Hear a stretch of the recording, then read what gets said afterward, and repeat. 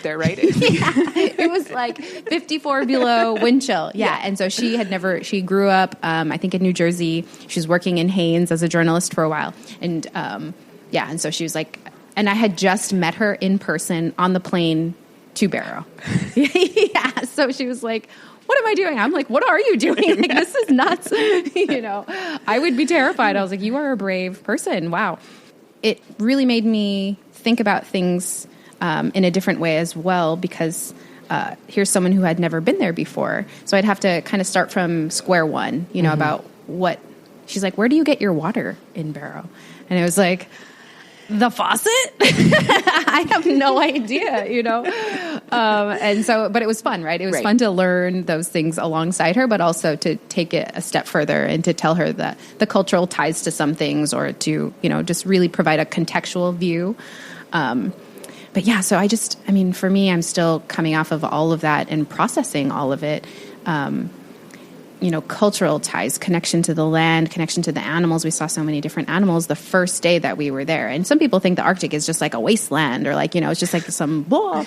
But, And so I wanted to ask you what how important was it for you to create that connection to land and to place when you moved to that village? That's a really good question. I think in some ways I was so young, I didn't realize that that's what I was doing.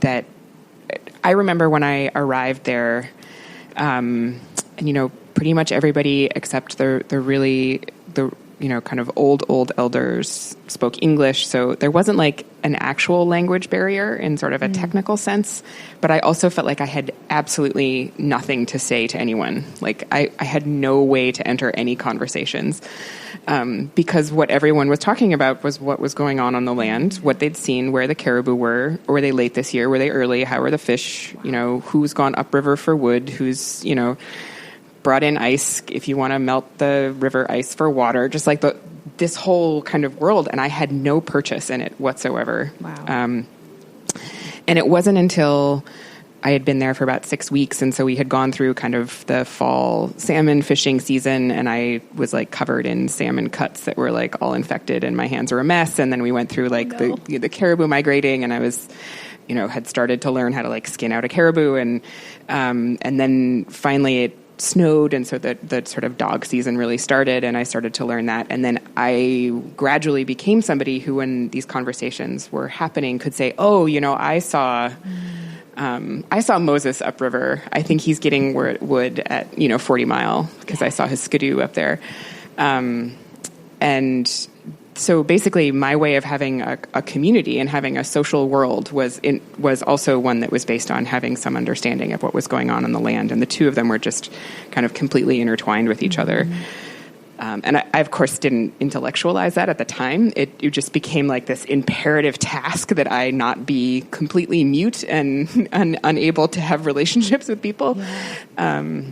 But in retrospect, I think it taught me a really... a lesson that I think is lost in a lot of places in the lower 48, not in all of them, but in many of them, that you can actually have a social life that's completely divorced from that kind of thinking about the land as a piece of it. Just because of the way, we live life often is really cut off. And to me, when I was writing the book, trying to communicate the way those things are really enmeshed with each other here, and they're in fact enmeshed with everywhere. We just have learned to ignore them in lots of parts of the world, was really important. And I don't know if I succeeded at that, but that was like a real task for me, was to try to communicate some of that sense that I got from living there. Yeah. I think that has been one of the hardest challenges that I've ever had as an adult, is trying to explain that connection, because it's so difficult to put those kinds of things, those feelings, those, elemental parts of your life really into words. And to someone who doesn't have that connection, it's hard to explain that to someone who just has no context and no idea about those things. Even though, and I don't even think I have like a super big connection to it. I obviously don't live in Barrow anymore, so it's not that huge part of my life anymore. Even though I have feelings about it, it's still, I'm not there, right? So, but still, like it's just like a through line in my life is just connection to place and environment.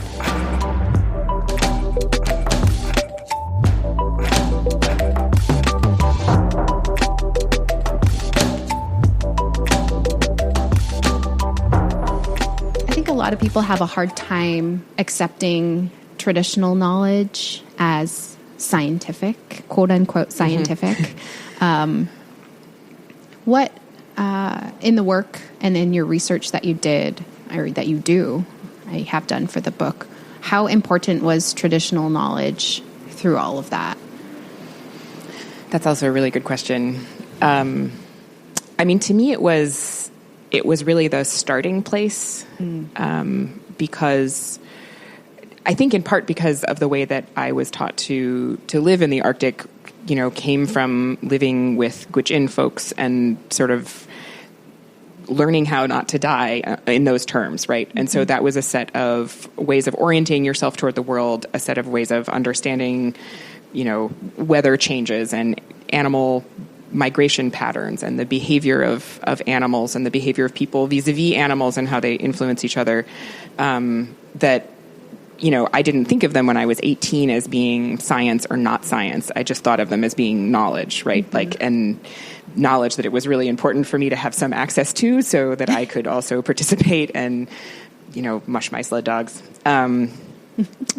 But when I started writing the book, I realized that that is not the way that most environmental history and most history in general is written, right? It tends to come from a different set of archives and just a different kind of orientation toward the world. So one thing I tried to do when I was writing this was foreground beings that aren't people, like the whales, and foreground the ways that those animals have been understood by indigenous communities here in Alaska and in Russia first. And so often I also use scientific knowledge. And in the case of something like the bowheads, they often is a kind of confluence between the ways in which you know, marine biologists now understand bowhead whales and their behavior and the fact that they can smell and things like that, you know, Inupiaq hunters have known for a very, very long time. And, you know, science is actually just kind of playing catch up. Or that whales are very social and things like that are pretty obvious if you've spent thousands of years around them. So I guess in some ways what I did in the book is I just didn't think about the two kind of knowledge systems as one kind of having primacy over the other. That, you know, sometimes the Western science is useful for explaining things like the big tidal movements in the entire Bering Sea.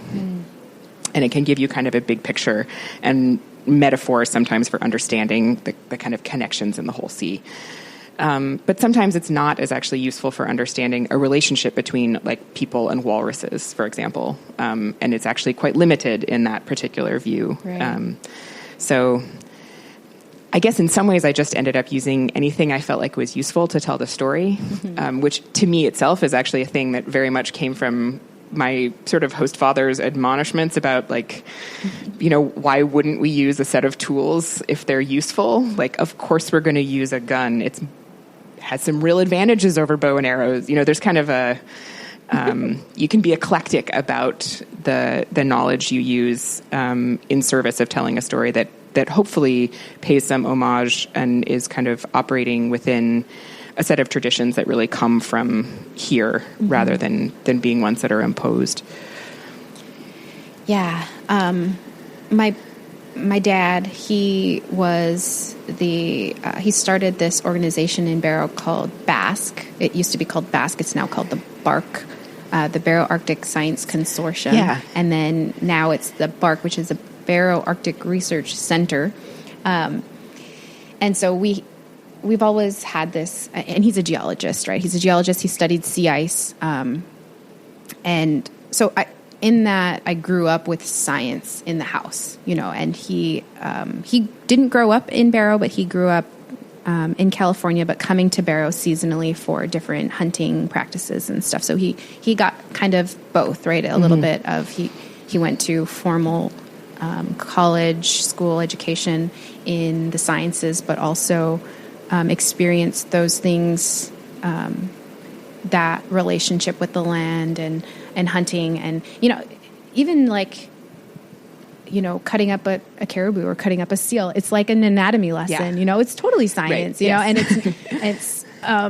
it's always been really fun for me, and so I've always had that connection to science, just understanding. That's what it's been for me, is just understanding the world around me, basically.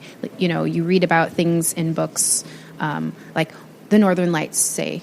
And I remember I didn't learn about the Northern Lights until I went to, until I went to university. I had to leave my hometown where the Northern Lights are, where you see them all the time. Yeah, and then I didn't know or understand them scientifically until I was in university. I was like, wow, that would have been really cool if we kind of incorporated that phenomenon into our curriculum in schools. I just love science. Like, my dad is a huge, science geek, and my sister, hopefully, who's coming here soon, she loves science. We've always been like a science-based family, but science to us has always been just the science of understanding the world around us. Right.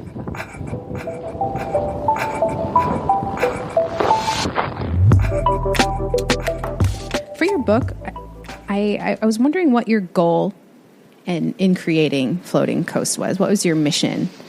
That's a really good question. Well, it started as a dissertation, so the initial goal and mission was to get me out of graduate school. That's honest. But I think I had always assumed that the dissertation was the first draft of a book, and that the book would have a much, hopefully, larger mission than just sort of fulfilling the last checkbox in order to be a PhD. And I think part of what I wanted to do with this, and probably the biggest part, is try to give people from where I grew up in Iowa and elsewhere in the lower 48 who don't have any contact with this part of the world, and tend to think of the Arctic as being kind of static and separate and romantic, and not something that has any relationship with their lives at all, and show the ways in which, in fact, it's been so tied into the way that people consume the world for the last 200 years, the ways in which the U.S. and Russian governments make decisions about people's lives for the last 200 years, or don't, depending on what the governments are doing, and do so in a way that, if I'm being really ambitious, and I don't know if this works, allows people to imagine the Arctic as a place where you can see the relationship between human beings and their broader environments as one that are interdependent and interconnected, rather than being kind of just one of humans making a series of decisions through time that are completely independent. Because one of my frustrations with being an academic historian is that most academic history is only about people, and only about a very certain set of people who kind of qualify to sort themselves up to the level of being talked about. And I think that that's changing, particularly on the human side. And in U.S. history, there's much better history now about, people who've been enslaved, for example. It's become a much more complex, robust historical discussion. And I think that's also true in Native American and Indigenous history, that there's been some really important moves in the last 25 years or so that have opened up who's writing the history and who's being written about in the history. And to me, what I would hope this book would do is kind of show that we need to do something similar for thinking about who is in history as being more than people. And then in some ways, the entire trajectory of writing non-human beings out of history kind of walks alongside the history of settler colonialism and the history of large-scale capitalism or socialism, depending on which side of the Bering Strait you're on. So that, it's a piece of writing a fuller history, but I think also a history that can speak to some ethical and moral issues about how it is that we relate to the world, that to me, particularly now, because of climate change and because of species collapse and issues like that, seem really important, that we need a way to think about the relationship between people and their environments that's not just one of humans extracting things, and shows that, in fact, there's all sorts of different ways of living. I think that you know, because the Arctic is changing